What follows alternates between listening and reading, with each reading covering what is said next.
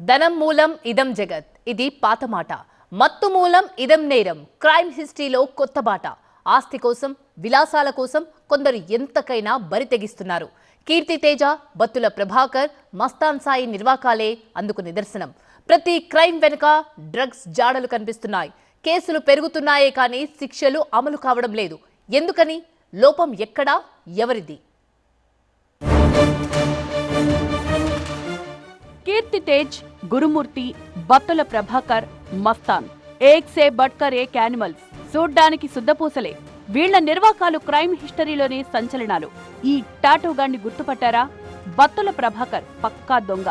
విలాసాల బాటలో గజ దొంగయ్యాడు. వీడు చేసిన చోరీలతో పాటు బాడీ పైన టాటూలు సంచలనంగా మారాయి. 3 అంటే 3 కోట్లు సంపాదించాలనే టార్గెట్. మరి 100 అంటే క్రికెట్ సెంచరీ కాదు, 100 మంది అమ్మాయిల్ని ట్రాప్ చేయాలని బొట్టేసుకుని పచ్చబొట్టేసుకున్నాడు. జలసాలకు ఎట్లా ఈ దొంగతనానికి అలవాటు పడ్డా అంటే, జలసాలకు అలవాటు పడటం, చెడ్డ స్నేహితులు, జైల్లో పోయినప్పుడంతా అప్గ్రేడ్ అవుతూ వచ్చినాడు. తమను తాము సంస్కరించుకొని బయటకు వచ్చిన తర్వాత మంచివాడిగా, మంచి పౌరుడుగా జీవించడానికి. కానీ అది పోయి జైల్లోకి పోయిన తర్వాత ఈ వెధవ స్నేహాలతో ఇది పెట్టుకొని వాళ్ళు అప్గ్రేడ్ అయిపోయి ఇంకా పెద్ద పెద్ద దొంగతనాలు, మర్డర్లు, మానభంగాలు చేస్తున్నారు. అది సంగతి. Criminals are not born, they are made అనే మాట ఉండనే ఉంది.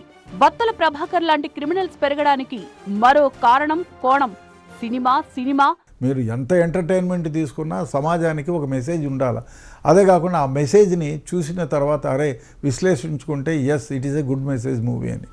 మీరు ఎంటర్టైన్మెంట్లో ప్రజల్ని నాశనం చేయడానికి, ఎంటర్టైన్మెంట్ పేరుతో వాళ్ళకి చెడ్డ పనులు చేయడానికి, హీరోయిజం పేరుతో అందరినీ చంపడానికి, మర్డర్ కేసులు ఇరుక్కొని జైలుకి పోవడానికి చేసే వ్యవహారాలన్నీ మీరు చూపిస్తున్నారు. మిమ్మల్ని అనుకరిస్తున్నారు ప్రజలు, విద్యార్థులు. వాళ్ళ భవిష్యత్తును నాశనం చేసుకుంటున్నారు. బత్తుల ప్రభాకర్ డి దొంగ. ఇక ఈ శాల్తీ సంగతి మరో లెవెల్.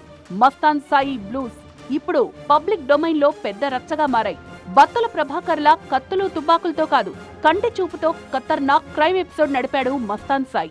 ఈ మస్తాన్ సాయి అనేటువంటి వ్యక్తి క్యారెక్టర్ మనం చూసుకుంటే ప్రతి ఒక్కటి తను రికార్డ్ చేసి పెట్టుకుంటూ ఉన్నాడు. అండ్ చాలామంది యువతలతోటి ఇతను ప్రవోక్ చేస్తూ, మాట్లాడుతూ, లేకపోతే ఒక జర్నీ అనేది స్టార్ట్ చేస్తూ వాళ్ళని ఏదో విధంగా డ్రగ్స్ ఇచ్చి లోపరుచుకోవడం, లేకపోతే పెళ్లి చేసుకుంటారని కొంతమంది యువతలను నమ్మించడం, లేదా ప్రేమిస్తారని కొంతమంది నమ్మించడం, ఎవరైనా ఎదురు తిరిగితే నేను ఉరివేసుకొని చచ్చిపోతాను లేదా ఆత్మహత్య చేసుకుంటాను ఇలా నమ్మించడం అనేది క్లియర్గా తెలుస్తుంది. లావణ్య రాజ్ తరుణ్ వ్యవహారంలో కీలకంగా వినిపించిన పేరు మస్తాన్ సాయిదే. వీడి ట్రాప్ లో పడి వందల మంది ఆడపిల్లల జీవితాలు నాశనమయ్యాయి. ప్రేమ, పెళ్లి, యూట్యూబ్లో అవకాశాల పేరుతో అమ్మాయిలకు వలవేస్తాడు. నెమ్మదిగా వారిని ట్రాప్ చేసి తన వైపు తిప్పుకుంటాడు. అంతటితో ఆగలేదు వీడి ఆగడాలు. ఆడపిల్లలకు డ్రగ్స్ కూడా అలవాటు చేశాడు. అమ్మాయిల వీడియోలు తీస్తుంటాడు, అతను స్క్రీన్ రికార్డ్ తీస్తుంటాడు, హిడెన్ కెమెరాస్ పెట్టి తీస్తుంటాడు.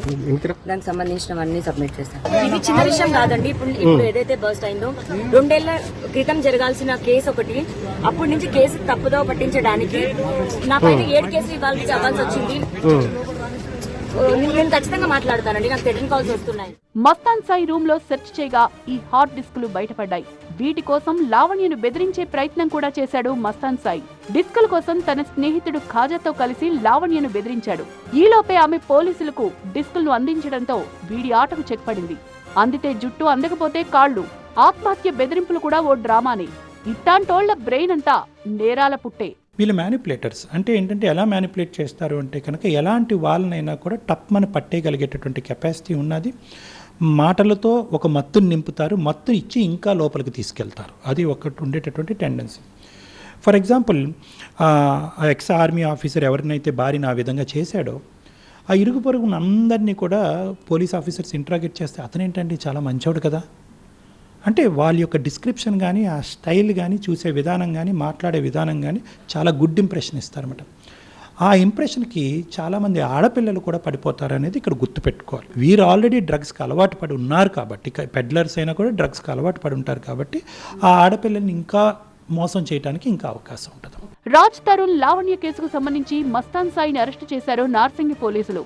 డ్రగ్ గ్యాంగిల్లో కూడా దర్యాప్తు చేపడుతున్నారు. డ్రగ్స్ కేసులు పెరుగుతున్నాయే కానీ శిక్షలేవి ఎక్కడ? ఆలస్యం వెనుక అసలు కారణాలేంటి? నార్కోటిక్ యాక్టే సపరేట్ యాక్ట్. దాని ప్రకారమే గన ఇన్వెస్టిగేషన్ చేస్తే 100కి 200% వాడికి జైలు శిక్ష పడుతుంది. ఇది గ్రేట్ యాక్ట్, కానీ ఆ కన్విక్షన్ రావటంలో కారణం ఏమిటంటే పొలిటికల్ ఇంటర్ఫీరెన్స్. ఎందుకు మా పార్టీ వాడేరా ఏదో చేసినారు, ఆ పోలీస్ ఆఫీసర్కి ఫోన్ చేయండి, వాడికి ఫోన్ చేసి మభ్యపెట్టడం, లేదా దౌర్జన్యం చేయటం, ఎట్లా నాకు ఛార్జ్షీట్ నుంచి తీసేయమని చెప్పడం, ఈ విధంగా జరుగుతుంది. ఆ కేసుకు శాంటిటీ ఏముంటుంది? అందుకని ఈ నార్కోటిక్ యాక్ట్ కేసెస్లో ఏమైతే ఉంటాయో దానికి ఫాస్ట్ ట్రాక్ కోర్టు పెట్టండి. సో ఇవాళ అఫెన్స్ జరిగితే 6 నెలల్లో హామీ తిమి తేలిపోవాలి. ఫలానా వాడు మంచి, ఫలానోడు కాదు, ఎవడి నుదుటి మీద రాసుండదు.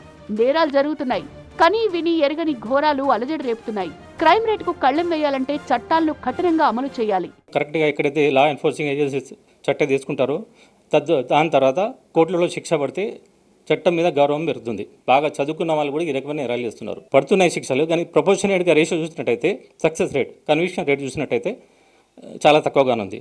దాన్ని ఇంకా మెరుగుపరచుకోవడానికి ఏ రకంగా చర్యలు తీసుకోవాలన్నది న్యాయ నిపుణులు అందరూ స్టేక్ హోల్డర్స్ ఎవరైతే ఉన్నారో వాళ్ళందరూ కూర్చొని కొంచెం వర్కౌట్ చేయాల్సిన అవసరం ఉంది సమాజంలో. కుక్కలున్నాయి జాగ్రత్త అని బోర్డు పెడితే చూసిన వాళ్ళు అప్రమత్తమవుతారు. కానీ మన సమాజంలో ఇలాంటి మనుషులున్నారు. చూడ్డానికి శుద్ధపూసల్లా కనిపిస్తారు, కానీ ఎవడు ఎలాంటోడో తెలియదు. అందుకే తెలియని వాడైనా తెలిసిన వాడైనా సరే అప్రమత్తంగా ఉండాలి. ఇలాంటి మనుషులుంటారు, జాగ్రత్త.